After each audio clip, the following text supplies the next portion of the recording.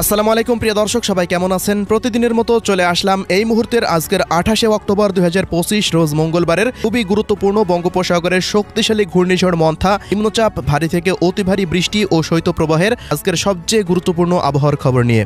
ঘূর্ণিঝড় মন্থা নিয়ে আবারও বিরাট বড় দুঃসংবাদ দিল আবহাওয়া অধিদপ্তর। এই মুহূর্তে উত্তাল বঙ্গোপসাগর চোখ রাঙাচ্ছে শক্তিশালী ঘূর্ণিঝড় মন্থা। 24 ঘন্টার মধ্যেই 120 কিলোমিটার গতিবেগ নিয়ে উপকূল তছনছ করতে পারে। এদিকে ঘূর্ণিঝড় মন্থার হাত ধরে দেশের দিকে ধেয়ে আসছে আবারও শক্তিশালী বৃষ্টি বলয় আঁখি। চলতে পারে 29শে অক্টোবর হতে 5ই নভেম্বর পর্যন্ত।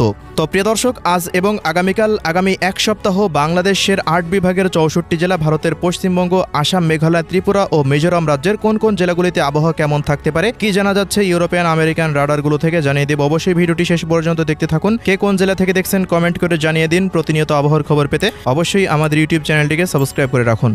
তো প্রিয় দর্শক, আমরা এই পর্যায়ে সরাসরি চলে আসলাম ঘূর্ণিঝড় মন্থার আপডেটে। তো শুরুতে আমরা একটু দেখে নেব ঘূর্ণিঝড় মন্থা এই মুহূর্তে কি পরিস্থিতিতে রয়েছে, এর বাতাসের গতিবেগ কত রয়েছে, কোন স্থানে আঘাত হানতে পারে, বাংলাদেশের প্রভাব কি পরিমাণ পড়তে পারে এবং এই ঘূর্ণিঝড়ের প্রভাবে বাংলাদেশে কোথায় কেমন ঝড় বৃষ্টি হতে পারে, প্রত্যেকটা বিস্তারিত আপডেট থাকবে এই মুহূর্তে। তো দর্শক, শুরুতে একটু দেশের আবহাওয়ার দিকে লক্ষ্য রাখছি।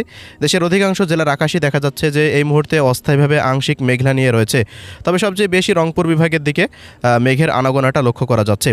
আজ রাতের মধ্যে তেমন কোনো বৃষ্টিপাতের আভাস পাওয়া যাচ্ছে না। সামুদ্রিক আবহাওয়ার রিপোর্টে আমরা দেখতে পাচ্ছি যে গভীর সঞ্চালনশীল মেঘমালা একত্রিত হচ্ছে এবং একটি শক্তিশালী ঘূর্ণিঝড় তৈরি হয়ে গেছে গতকাল। এখনকার সবশেষ পূর্বাভাসের মডেলগুলোর তথ্য অনুযায়ী দেখা যাচ্ছে আরব সাগরে একটি নিম্নচাপ এবং বঙ্গোপসাগরের দিকে একটি শক্তিশালী ঘূর্ণিঝড় তৈরি হয়েছে। এই মুহূর্তে ঘূর্ণিঝড় মন্থার কেন্দ্রের চারপাশের সর্বোচ্চ গতিবেগ লক্ষ্য করা যাচ্ছে যে নর্মাল যে বাতাসের গতিবেগ রয়েছে সেটির আপডেট অনুযায়ী প্রায় 70 কিলোমিটার পর্যন্ত বৃদ্ধি পাচ্ছে। এছাড়াও প্রিয় দর্শক, বায়ুঝাপটা মোডে যদি আমরা লক্ষ্য করি, এর কেন্দ্রের চারপাশে প্রায় ঘন্টায় 100 কিলোমিটার পর্যন্ত বাতাস প্রবাহিত হচ্ছে। পরবর্তী 24 ঘন্টার মধ্যে ঘূর্ণিঝড়টি আরও শক্তিশালী হয়ে উঠতে পারে এবং উপকূলে আঘাত হানার সময় এর বাতাসের গতিবেগ ঘন্টায় প্রায় 120 কিলোমিটার পর্যন্ত ওঠার সম্ভাবনা রয়েছে। এই মুহূর্তে রাডার থেকেও একই পরিস্থিতি আমরা লক্ষ্য করছি। ঘন্টায় প্রায় দেখুন 20 কিলোমিটার পর্যন্ত, 100 থেকে 120 কিলোমিটার পর্যন্ত বৃদ্ধি পেতে পারে এবং এই ঘূর্ণিঝড়টি বাংলাদেশে আঘাত হানার তেমন কোনো সম্ভাবনা নেই।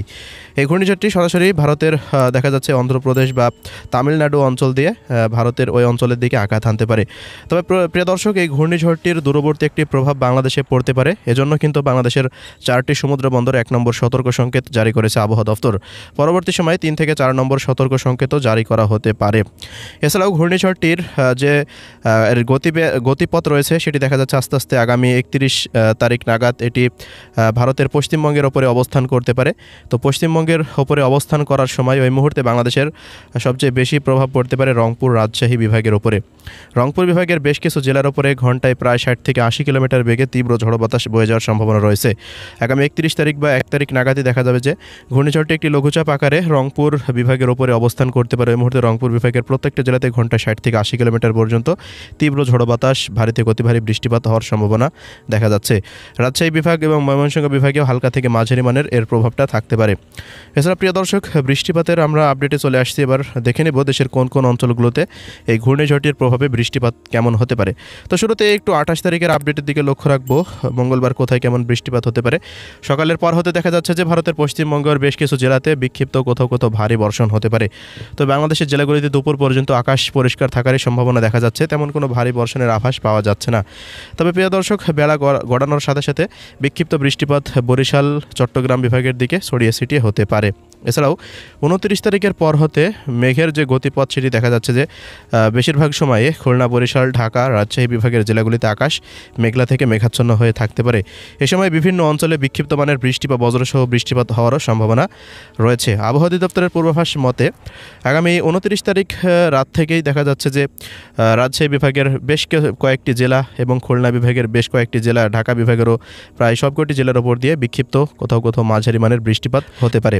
এছাড়া প্রিয় দর্শক, 30 তারিখের পর রংপুর বিভাগের রংপুর, দিনাজপুর, ঠাকুরগাঁও, পঞ্চগড়, নীলফামারী, লালমনিরহাট, কুড়িগ্রাম ও গাইবান্ধা জেলা, রাজশাহী বিভাগের রাজশাহী, চাঁপাইনবাবগঞ্জ, নওগাঁ, জয়পুরহাট, বগুড়া, সিংড়া, নাটোর, পাবনা এবং সিরাজগঞ্জ অঞ্চলসমূহের ওপর দিয়ে মাঝারি কোথাও কোথাও ভারী থেকে অতি ভারী বৃষ্টিপাত অতিক্রম করতে পারে। পাশাপাশি পশ্চিমবঙ্গের উত্তর ও দক্ষিণ দিনাজপুর, মালদা, বীরভূম, মুর্শিদাবাদ অঞ্চলগুলোর উপর দিয়ে দার্জিলিং, জলপাইগুড়ি, আলিপুরদুয়ার, কোচবিহারে ভারী থেকে অতি ভারী মাত্রার বৃষ্টিপাত হতে পারে।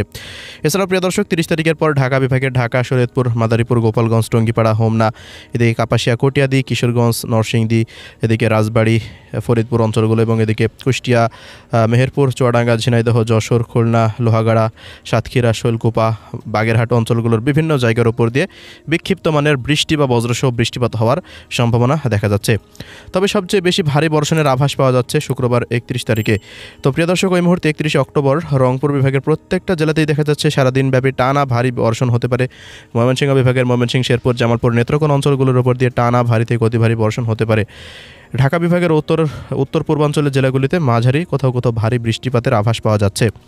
এদিকে প্রিয় দর্শক, সবচেয়ে কম প্রভাবমুক্ত থাকতে পারে চট্টগ্রাম বিভাগ। এই বিভাগে তেমন কোনো ভারী বৃষ্টিপাতের আশঙ্কা করা যাচ্ছে না।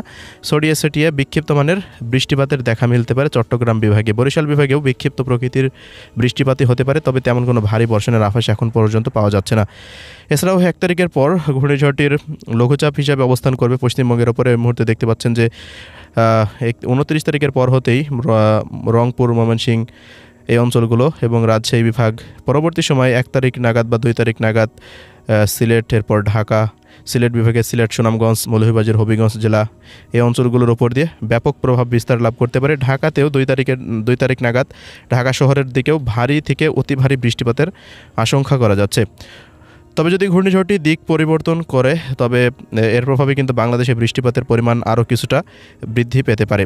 এছাড়া প্রিয় দর্শক, আগামী 5 তারিখের পর সারা দেশের আবহাওয়া আবারও পরিবর্তন হয়ে যাবে। তেমন কোনো ঝড় বৃষ্টির আর কোনো সম্ভাবনা থাকবে না। ওই মুহূর্তে থেকেই কিন্তু তাপমাত্রাটা বৃদ্ধি পেতে পারে।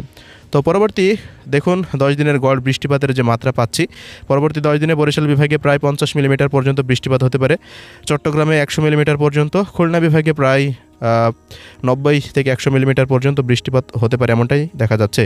কোথাও কোথাও 47 দেখাচ্ছে, মানে এর ডবল বৃষ্টিপাত হওয়ার সম্ভাবনা রয়েছে।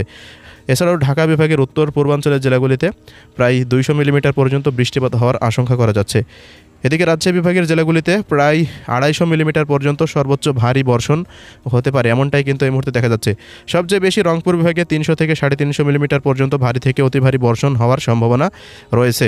এছাড়াও এদিকে ময়মনসিংহ বিভাগে প্রায় 160 মিলিমিটার পর্যন্ত ভারী থেকে অতি ভারী বৃষ্টিপাত হতে পারে, কোথাও কোথাও 180 মিলিমিটার পর্যন্ত ভারী বর্ষণের আভাস রয়েছে। সিলেট বিভাগেও 180 মিলিমিটার পর্যন্ত ভারী বৃষ্টিপাত হতে পারে। ভারতের পশ্চিমবঙ্গে প্রায় 100 থেকে 120 মিলিমিটার পর্যন্ত ভারী বর্ষণ, উত্তরবঙ্গের জেলাগুলিতে প্রায় অতি ভারী বর্ষণ 300 থেকে 400 মিলিমিটার পর্যন্ত বৃষ্টিপাতের সম্ভাবনা রয়েছে। প্রিয় দর্শক, এবার জানিয়ে দিচ্ছি তাপমাত্রা পরিস্থিতি বা শৈত্যপ্রবাহের আপডেট। প্রিয় দর্শক, নভেম্বর মাসের প্রথম সপ্তাহে থেকে সারা দেশেই আস্তে আস্তে তাপমাত্রা পরিস্থিতি অনেকটাই কমে আসতে পারে। বর্তমান তাপমাত্রা প্রায় 30-35 ডিগ্রি সেলসিয়াস থাকলেও নভেম্বরের প্রথম সপ্তাহের দিক থেকে তাপমাত্রা পরিস্থিতি প্রায় 25 ডিগ্রি সেলসিয়াসের কাছাকাছি নেমে আসতে পারে। এছাড়াও রাতের সর্বনিম্ন তাপমাত্রা নেমে আসতে পারে প্রায় 18 ডিগ্রি সেলসিয়াসের আশেপাশে। এর মানে নভেম্বর মাসের প্রথম বা দ্বিতীয় সপ্তাহে থেকে সারা দেশে আস্তে আস্তে শৈত্যপ্রবাহের কার্যক্রম শুরু হতে যাচ্ছে। তো এই ছিল আজকের ভিডিও। আল্লাহ হাফেজ।